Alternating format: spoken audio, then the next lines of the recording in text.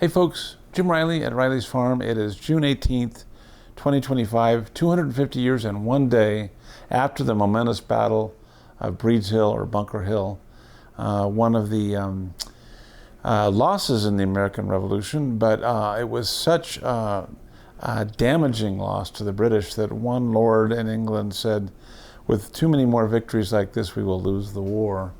And it proved to be prophetic. We have a lot to cover today. Just a little bit of teaser. We're going to be talking about our fundraising pitch. We're also going to talk about a possible gold mine on the farm, actually from the old days. We're going to talk about Olallieberries, which are available this Saturday, and a little bit of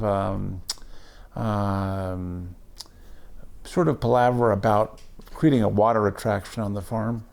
And then also on Sunday, June 22nd, this coming Sunday, we have a gospel sing.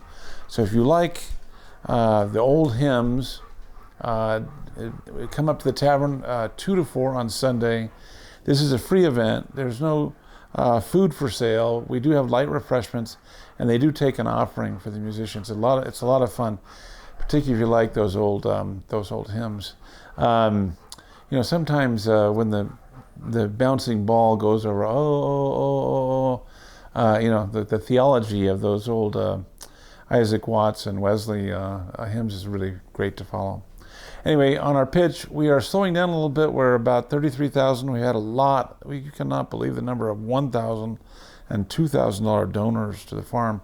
This pitch is not for people who are in financial trouble, who are facing some crisis. This is just for people who have the means to help and can help and want Riley's Farm to stick around.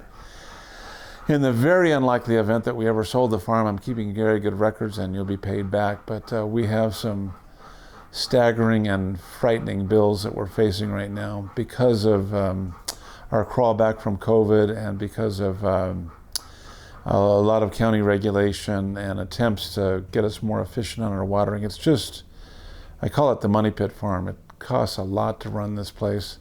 And so if you like what we do and you want us to stick around, please consider a donation. As we're speaking, my son Gabriel and his friends are out flying drones over the roughest areas of the farm, some of the most inaccessible areas, because of an old story that was told by Sandy Law. You probably remember Law's Coffee Shop. The Law family came up here in the 30s. Sandy Law remembers as a boy being somewhere on our farm in the back country and climbing down into a well shaft and being up to his chest in water. So at some point there was some sort of mine shaft on the farm. So they're taking the drone out and looking for it. So hopefully, if that works out, I won't have to do fundraising anymore. So anyway, Saturday, we have Olallieberries ready. These are a big, black, juicy blackberry. And they're going to be ripening on Saturday. As always, it's first come, first serve here. We never know how long the berries will last. So Saturday, that's June 21st. I found a source for spigots. There's something like the Bellagio or the great fountains that shoot 80, 90 feet. We have a lot of water pressure here and a lot of water, so we're going to be installing some fountains to see if they work. Sort of a backdrop to the colonial area and a place for kids to run around and kind of a splash pad. We also have the pond full and Gabriel's looking for trout. So come on up and cool off a little bit. We're not by any means Huntington Beach cool, but we are cooler than the valleys. I thought I would start a series about some of the things that were done to the colonists that inspired them or urged them on to warfare. A lot of times we think of the British as David Niven types, just gentlemen entertainers or whatever, but the British actually waged a very brutal war in America, both before the official beginning of hostilities and afterwards. In fact, there are some stories, I've literally got hundreds of them, some stories I don't think I can actually tell on YouTube. They're so brutal, but I might link to them on our website. The first of these stories have to do with a gentleman called Lieutenant William Duddingston, of the HMS Gaspee. This was in 1772. And you can read this story in Pauline Maier, the historian's book, Resistance to Revolution, also recorded in the Providence, Rhode Island Gazette, I believe in June of 72. Gaspee was a revenue ship. Basically, he was charged with the duty of making sure that the goods that were being brought into the colonies were properly the subject of compensation to the crown. In fact, George III took a special interest in this kind of fundraising for the crown. And Duddingston was particularly brutal. According to Pauline Maier, as a commander of a customs ship, he rudely enforced the laws by personally ill-treating every master of the vessels he boarded, stealing sheep, hogs, and poultry from farmers around the bay, and cutting down their fruit and other trees for firewood. So, in point of fact, he wasn't just collecting official tax revenue. He was lining his own pockets by just robbing ships in the bay around Newport, Rhode Island. And he was the subject of a very crafty Yankee ship captain who led him up onto a shoal and got the ship grounded. And something like 300 Rhode Island men rowed out at midnight and burned the Gaspee to the waterline. And 300 co-conspirators, basically, and they couldn't convict one of them. That was how much solidarity they had for the cause and how much hatred they had for Gaspee. So, again, Thomas Jefferson and the founders were very careful to declare the reasons for the separation. You can read them in the Declaration of Independence, but these personal stories really bring the edge to how rough it was. Here's another one. A royal vessel earlier had seized a brig going to Boston with molasses, and before releasing it, His Majesty's servants had stolen 2 duffel greatcoats, 2 bare duffel trousers, 1 frock, 2 bare Osnabrig's trousers, and 3 pillowcases, which they stripped off the poor seaman's pillows. On entering the harbor, they hailed a poor oysterman with a boat not worth 10 quid, abused him, and then took 5 bushels of his oysters. So these revenue schooners were not just, again, collecting taxes, they were abusing sailors and ship owners along the New England coast.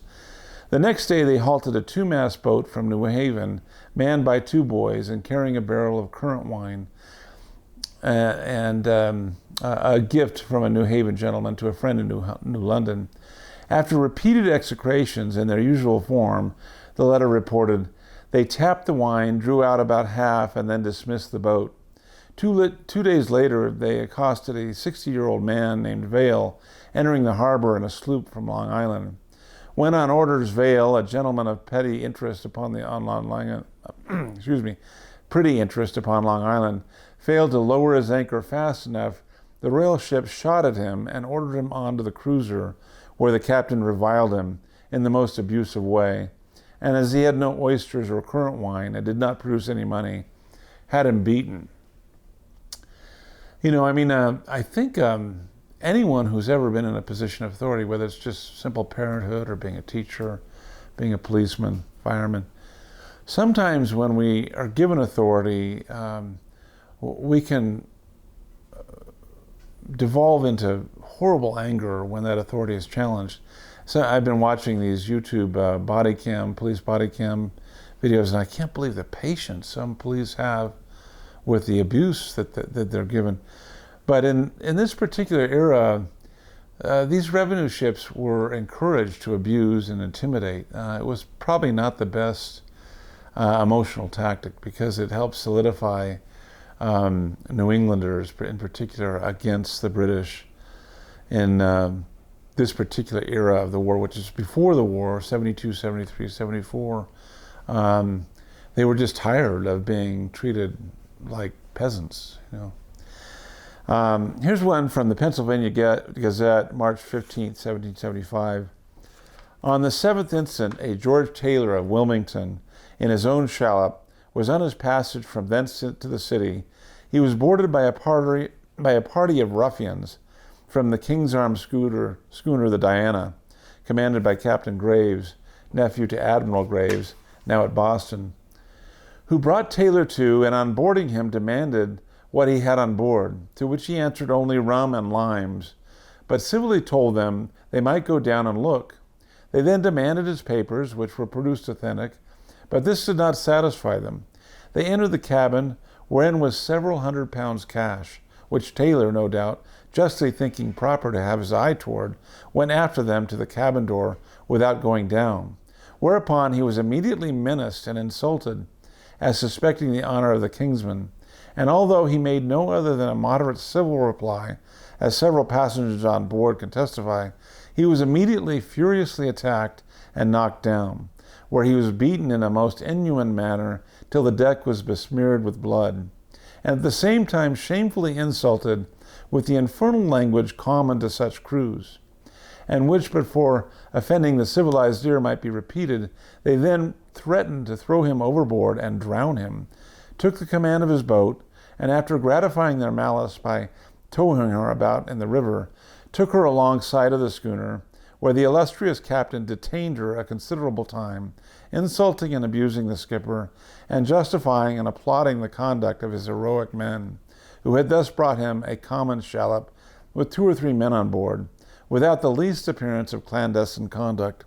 After the gallant captain and with his crew had somewhat glutted their rancor, they dismissed the shallop.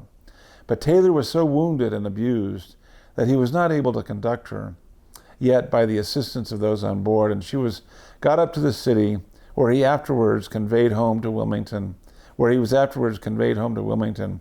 he lay dangerously ill. Query, whether such conduct as this did not merit the attention of the public and an exertion of the power of those in authority. The colonial newspapers of 72 to 75 were full of such incidents, such abuse of authority, and it contributed mightily to the revolutionary spirit. Today, I don't know if you've ever seen Mark Dice do interviews on July 4th on the beach, and he asked teenagers what we're celebrating on July 4th. A lot of them can't even answer even rudimentally. They don't know who we separated from, who we fought, or why we fought. And as I'll be going over in this next few series, there are some instances of cruelty that I think have faded from the public mind with respect to the revolution. But they need to be remembered because I think that this generation tends to believe that if we just break everything up, if we just destroy the corrupt systems, then good things will rise out of the ashes. But history tells us that mankind is pretty wicked. And I think we need to keep that in mind when we evaluate the systems we have for keeping the peace. Again, if you can help us out, you can do it the fun way, which is buy a dinner theater ticket or schedule a field trip, or you can give us a gift, and we appreciate either. We're very much blessed. We had the best Father's Day. I mean, it was just amazing. This is the first year that Father's Day has had more guests than Mother's Day. I don't know what's going on out there. But we just had some amazing people. I got to visit with almost everyone in the room. And believe me,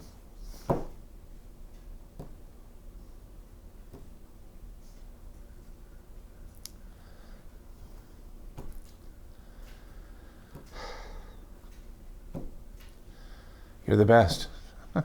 We couldn't do this without you. Thank you. Talk to you soon.